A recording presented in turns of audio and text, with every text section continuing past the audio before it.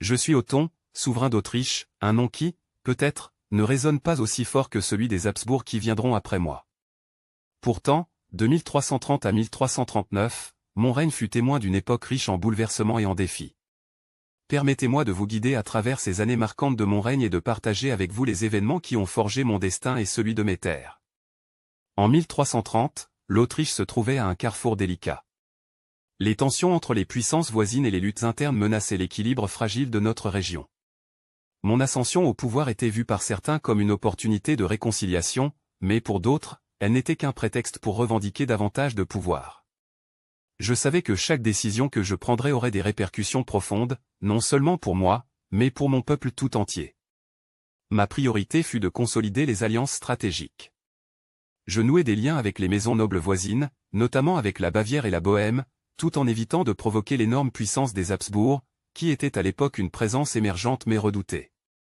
Ces alliances furent souvent scellées par des mariages diplomatiques et des traités, bien que cela impliquât parfois des compromis que je ne faisais pas de gaieté de cœur.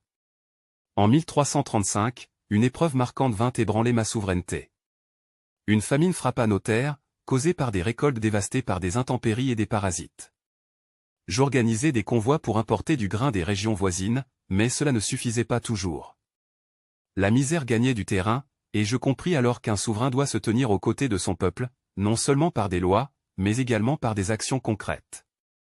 Je me rendais souvent dans les villages pour voir les souffrances de mes sujets de mes propres yeux, un geste qui, je l'espère, leur montrait que leur souverain n'était pas insensible à leur sort.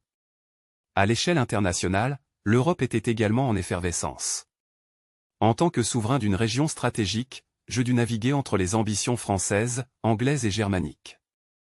En 1337, la guerre de 100 ans éclatait entre la France et l'Angleterre, une épreuve qui, bien que géographiquement lointaine, avait des répercussions économiques sur mes territoires. Le commerce fut perturbé, et je dus trouver des moyens de stimuler notre économie locale, notamment par le développement de nos marchés régionaux et le soutien aux artisans. À la fin des années 1330, j'avais appris à porter le poids de la couronne avec une résolution accrue.